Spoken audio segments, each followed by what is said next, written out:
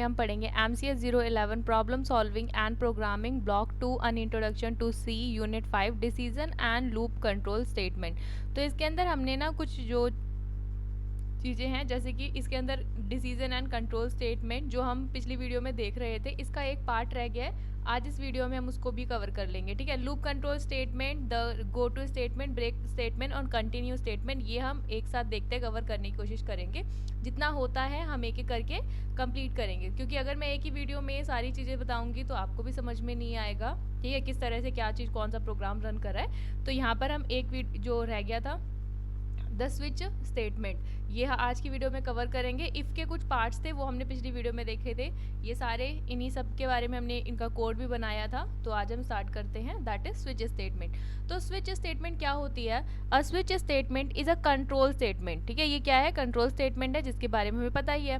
That execute a set of logic based on a result of a comparison between a controlling expression and the label specified in the switch block. यहाँ पर देखो क्या कहता है ये, कि यहाँ पर आपका क्या होगा, जो भी आपको किसी एक मतलब जैसे केस होंगे स्विच के अंदर, क्या होंगे, हमारे पास काफ़ी सारे अलग अलग केसेस होते हैं। तो उन केसेस के बिहाफ पे हम अपने जो भी मतलब जो रिजल्ट आने वाला है उसको हम एक्सप्रेस करते हैं। जैसे कि यहाँ पर हमने लगाया स्विच एक्सप्रेशन। ठीक है, किसके ऊपर लगाना है वो लिखेंगे, फिर उसके बाद में हमारा यहाँ से ये कर्ली ब्रैकेट स्टार्ट हो जाता है कि मतलब जितने केसेस देने हैं, तो केस 1 में यहाँ पर एक्सप्रेशन डालेंगे 1, ब्लॉक ऑफ इंस्ट्रक्शन की क्या रन करनी है वो यहाँ पर लिखो। उसके बाद में ब्रेक लगाते हैं इसलिए ताकि ये वाली जो इंस्ट्रक्शन है जब ये फॉल्स हो जाती है तो यानी कि यहाँ से ये प्रोग्राम जो है वो एग्जीक्यूट ना हो, खत्म हो जाए, एंड हो जाए। ठीक है, मतलब कि अगर ऐसा होता है कई बार, क्या होता है, जैसे आपका ये प्रोग्राम रन कर गया, ठीक है, अगर आपने ब्रेक नहीं लगाया, ठीक है, वो कंडीशन सेकंड वाले को भी मतलब ट्रू कर देती है। तो ब्रेक करने के लिए हमें यहाँ पर ज़रूरी होता है ताकि हम इन दोनों को सेपरेट कर सके। अगर ये खत्म हो जाए तो मतलब ब्रेक करके यहाँ से निकल लो, खत्म हो गया ये। ठीक है, मतलब स्विच का काम खत्म हो गया। लेकिन अगर ऐसा नहीं होता तो मतलब फर्दर ऐसे करके वो और भी ज़्यादा एक्सप्रेशन को एग्जीक्यूट कर देगा, तो हमारा प्रोग्राम नहीं बनेगा। तो इसलिए यहाँ पर ब्रेक स्टेटमेंट लगाना कंपलसरी होता है, ज़रूरी होता है कि आप ब्रेक स्टेटमेंट लगाओ। ठीक है, ताकि हमें पता चले कि हाँ एक ब्लॉक खत्म हो गया है, इसका काम था जो वो खत्म हो गया, उसके बाद में नेक्स्ट ब्लॉक स्टार्ट हो गया। ठीक है, जो आंसर आना था वो मिल गया। अब उसके बाद में डिफॉल्ट का मतलब क्या होता है, जैसे अगर आपने कोई भी चीज़ दी है, ठीक है, अगर इसमें से कोई भी केस ट्रू नहीं होता, जैसे हम एल्स में कुछ कंडीशन भर देते थे ना, ऐसे ही अगर इसमें से यहाँ पर कोई भी केसेस अगर जितने भी आपने बनाए वो ट्रू नहीं हो रहे हैं, किसी में भी वो कंडीशन रन नहीं कर रही है, तो बाय डिफ़ॉल्ट क्या आ जाए। ठीक है, मतलब कि अगर कुछ कंडीशन ट्रू नहीं हो रही तो जब वो फॉल्स हो जाएगा तो ये वाली स्टेटमेंट जो है रन करेगी, डिफ़ॉल्ट ब्लॉक ऑफ इंस्ट्रक्शन। तो इसका एक प्रोग्राम है, वो देख लेते हैं ताकि आपको भी समझ में आ जाए।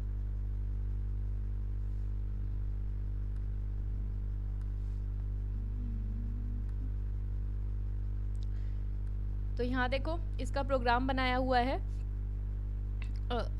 विजुअल स्टूडियो कोड में, इसका प्रोग्राम बनाया है।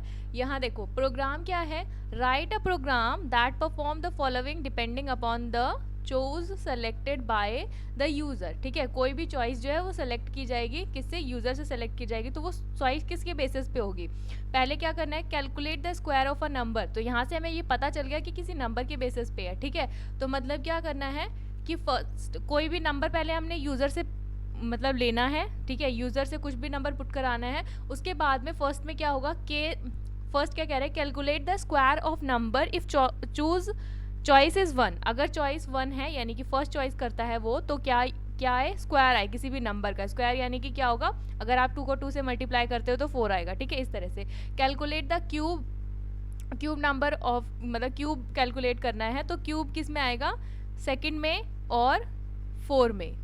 ठीक है, और calculate the cube of a number in given the choice. यहाँ पर ना क्यूब नहीं है, सॉरी, ये स्क्वायर रूट है। थर्ड और फोर्थ में हमें क्या फाइंड करना है, स्क्वायर रूट फाइंड करना है। तो इसको मैं लिख ले रही हूँ, स्क्वायर रूट। थर्ड और फोर्थ में हमने क्या फाइंड आउट करना है, स्क्वायर रूट फाइंड करना है। और फोर्थ वाले लास्ट वाला जो रह गया 3 रह गया ना हमारा, फर्स्ट और सेकंड और फोर्थ का हमने कर लिया।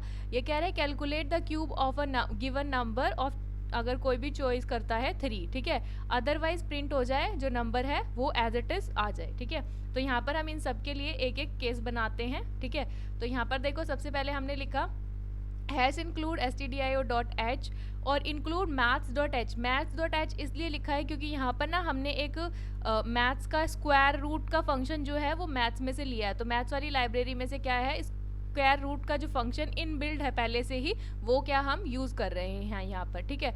तो वॉइड मेन और इंट चॉइस n, ठीक है, ये हमारे क्या है, दो तरह के वेरिएबल्स हैं जो हम यूज़र से लेने वाले हैं, ठीक है। क्योंकि यूज़र से n भी हम यूज़र से लेंगे और जो चॉइस है वो भी यूज़र से लेंगे, ठीक है। तो यहाँ पर देखो प्रिंट एफ क्या है, एंटर एनी नंबर, कि पहले हमें क्या करना है, कोई भी नंबर प्रिंट कराना है। उसके बाद है स्कैन एफ। स्कैन एफ में क्या होगा, इंटीजर है इसीलिए हमने यहाँ पर d लिखा है, %d %n, जो n की वैल्यू है वो यहाँ पर आ जाए। फिर उसके बाद में हमने यहाँ ये चीज़ें यूज़र के सामने आएगी कि हमें क्या करना है, नेक्स्ट में हमें कुछ ना कुछ चॉइस करना है ना, कि हमें क्या चीज़ चूज़ करना है, 1 2 3 4 5, ठीक है, 4 तक है। तो यहाँ पर क्या लिखा है, चॉइस इज एज फॉलो, ठीक है। यहाँ पर क्या है, चॉइस है। फर्स्ट के लिए क्या है, to find square root of a number. अगर आप पहला केस सेलेक्ट करते हैं, 1 सेलेक्ट करते हैं, 1 लिखते हैं, तो वहाँ पर क्या आ जाएगा, स्क्वायर आ जाएगा किसी भी नंबर का। अगर आप 2 सेलेक्ट करते हैं तो वहाँ पर क्या आ जाएगा, square root of a number आ जाएगा। अगर आप 3 सेलेक्ट करते हैं तो वहाँ पर क्या आ जाएगा, फाइंड द क्यूब, क्यूब मिल जाएगा किसी भी नंबर का। क्यूब मतलब 3 बार मल्टीप्लाई करना, 2 मल्टीप्लाई 2 मल्टीप्लाई 2, तो 3 बार मल्टीप्लाई करेंगे 2 को तो क्या आएगा, 8। ऐसे ही फोर्थ में क्या बोल रहा है, to find the square root of a number, किसी भी नंबर का स्क्वायर रूट फाइंड करना है। तो जो आंसर आएगा वो नेक्स्ट लाइन में आएगा, इसीलिए हमने इसको लिखा है, ठीक है, डबल स्लैश लगा दिया, यानी कि 2 लाइन छोड़ के आंसर आएगा। एंटर योर चॉइस, कि यहाँ पर हम क्या कर सकते हैं, अपनी चॉइस को एंटर कर सकते हैं, जो भी हमें पसंद है, कि हमें स्क्वायर निकालना है या क्यूब निकालना है, स्क्वायर रूट निकालना है, कुछ भी, ठीक है। तो सेकंड और फोर्थ में इन्होंने कहा था सेम चॉइस रखने के लिए, तो यहाँ पर हमने क्या लिखा है, स्क्वायर रूट ही रखा है, किसमें, सेकंड में और फोर्थ में। अब यहाँ पर हमने क्या लगाया है, स्विच केस लगाया है। तो स्विच हम किस पे लगाएंगे, किस पे लगाएंगे, क्योंकि चॉइस पे लगाएंगे ना। तो अगर 1 चूज करता है तो ये आए, फिर यहाँ पर देखो वही क्या करा हमने, स्विच के जो एक्सप्रेशन है यहाँ पर हमने क्या डाल दिया, उसको लिख दिया, ठीक है, यहाँ पर, यानी कि जो भी यूजर के द्वारा चॉइस हो वो यहाँ पर आ जाए। अब उसके बेसिस पे हमने ये क्या बनाए हैं, केसेस बनाए।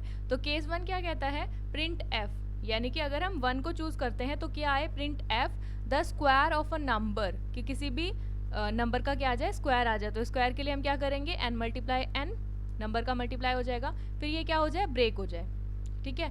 यानी कि एक चीज़ अगर एक हमने 1 चूज कर लिया तो 1 के बाद में n मल्टीप्लाई n यानी कि स्क्वायर हो जाएगा, उसके बाद में ये कंडीशन ब्रेक हो जाएगी, तो यहाँ से हम बाहर निकल जाएंगे लूप से। केस सेकंड बोलता है कि केस 4 और सेकंड सेम है, तो हमने इन दोनों के लिए एक ही बार लिख दिया, print f the square root of the given number is square root. तो यहाँ पर देखो यही मैंने यहाँ पर जब ये लिखा है ना, मैथ्स एन, यानी कि ये मैथ्स एच, हैश इंक्लूड और math.h, यानी कि हम मैथ्स के अंदर, मैथ्स वाली जो लाइब्रेरी है उसमें क्या फंक्शन पड़ा हुआ है, स्क्वायर रूट का पहले से इनबिल्ड फंक्शन है, वो हम यूज़ करें। तो यहाँ पर हमने क्या लिखा है, स्क्वायर रूट n का क्या हो जाए, स्क्वायर रूट हो जाए। सेकंड और फोर्थ सेम रहना था केस, इसलिए हमने इसको यहीं रखा। ब्रेक कर दो, ठीक है, ये मतलब इनमें से कोई भी चॉइस हुई है 2 या 4, तो उसको एक चलाने के बाद में उसको ब्रेक कर दो, ठीक है। इसीलिए देखो यहाँ पर हमने ब्रेक नहीं दिया है, क्योंकि अगर हम यहाँ पर ब्रेक दे देते 2 और 4 के बाद में तो मतलब वो चलता नहीं है ना। अगर यहाँ पर 2 के बाद में ब्रेक लिख देते तो कुछ रन नहीं होता। उसके बाद यहाँ पर देखो केस 3 है, print f the cube of the given number. तो क्यूब के लिए क्या होगा, 3 बार मल्टीप्लाई करना, सिंपल। तो और अगर हम कुछ भी चॉइस नहीं करते, यानी कि 1 2 3 4 में से कुछ चूज नहीं करते, 5 कर लेते, 6 कर देते, तो क्या आएगा, वो खुद ही जो भी है, the number you had given, मतलब जो भी नंबर तुमने दिया है वही एज इट इज प्रिंट हो जाए, और कुछ और वो नहीं शो करेगा, ठीक है। उसके बाद में ब्रेक हो जाए, यानी कि इसमें से बाहर निकल जाओ स्विच केस में से। तो इसको अब हम रन कर लेते हैं, बहुत देर हो गई बातें करते करते, है ना। चलो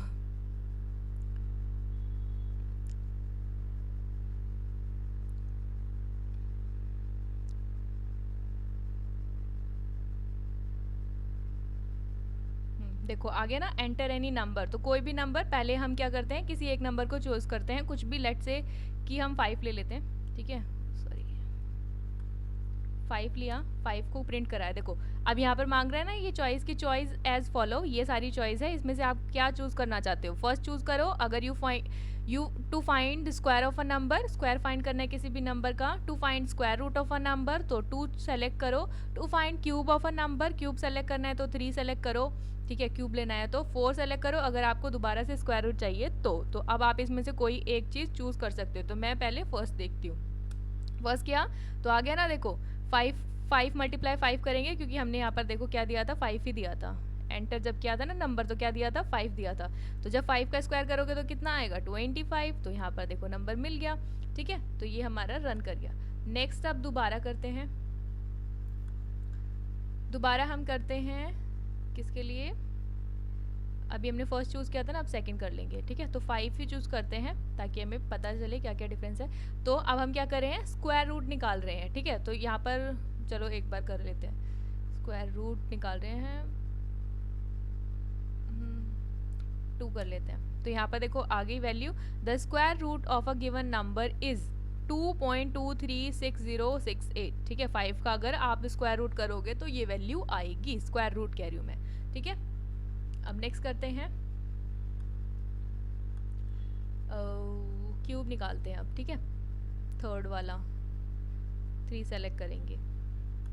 तो पहले नंबर सेलेक्ट करते हैं 5। अब इसमें से देखो क्या चूज़ करें, हम क्यूब निकालना चाहते हैं, हम 3 पुट करेंगे। तो आपके पास आ गया, 3 बार मल्टीप्लाई करोगे, the cube of given number is 125, the number you had. अच्छा, यहाँ पर ब्रेक स्टेटमेंट नहीं थी इसलिए शायद ये ऐसे प्रिंट हो गया। तो ये देखो यहाँ पर दिख रहा है ना आपको, the cube of a given number is 125। तो यहाँ पर मिस्टेक कहाँ है, मिस्टेक है हमारी, देखो यहाँ दिख रहा है ना आपको कि 3 के बाद में मैंने ना ब्रेक नहीं दिया, तो ब्रेक नहीं दिया तो ये वाली स्टेटमेंट तो रन कर गई साथ में। अब हम यहाँ पर ब्रेक लिख देते हैं। अब दोबारा से 3 को एक बार रन करके देखते हैं।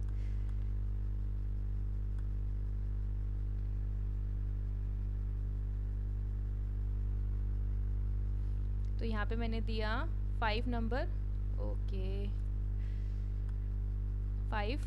ठीक है, अब एंटर योर चॉइस 3, एंटर। तो यहाँ देखो सिर्फ आ रहा है ना, the cube of the given number 125। तो जब हम यहाँ पर ब्रेक नहीं लिखते ना, इसका ये मतलब होता है क्योंकि हम, अगर मैंने यहाँ पर ब्रेक नहीं दिया था तो इसके बाद के जो भी स्टेटमेंट थे वो भी रन कर रहे थे। ठीक है, हमें वो रन नहीं करा रहे, इसलिए मैंने यहाँ पर ब्रेक डाल दिया।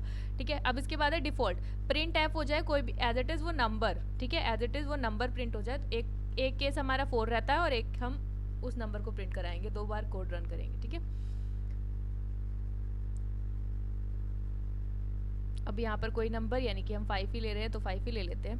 एंटर योर चॉइस, क्या सेलेक्ट करें हम 4, क्योंकि हमें क्यूब रूट चाहिए। देखो सेम आ रहा है ना, जैसा हमने 2 पे सेलेक्ट किया था तो सेम आया था, ऐसे ही 4 पे सेलेक्ट करने पर हमें क्यूब रूट क्या मिल रहा है, 2.236068। ओके, अब रहता है कि हमें इसमें से कुछ सेलेक्ट नहीं करना, हम अपना ही कुछ अलग से सेलेक्ट कर रहे हैं, 5 6 कुछ ऐसा।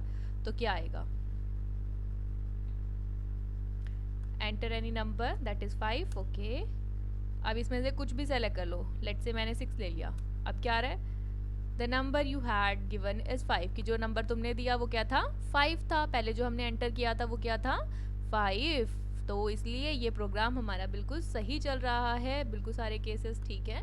तो आई होप कि आपको समझ में आया होगा स्विच केस हम क्यों बनाते हैं, किस तरह से प्रोग्राम रन किए जाते हैं। ठीक है, तो जो केसेस हैं वो किसके ऊपर बनाए जाएंगे, ये ध्यान रखने का यही है कि किस पे बनाए जाएंगे, वो यहाँ ध्यान रखना। यहाँ पर जो आपकी चॉइस थी कि कौन सी चॉइस है, उसके बेसिस पे हमने केसेस बनाए थे। ठीक है, तो ये आई होप कि आपको समझ में आया होगा। वीडियो अच्छा लगा हो तो वीडियो को लाइक करें, शेयर करें, कमेंट करें। अगर आपको कोई भी सजेशन या फिर आपकी कोई भी क्वेरी है, चैनल को सब्सक्राइब करें ताकि और भी इन्फॉर्मेटिव वीडियोस आपको मिल सके।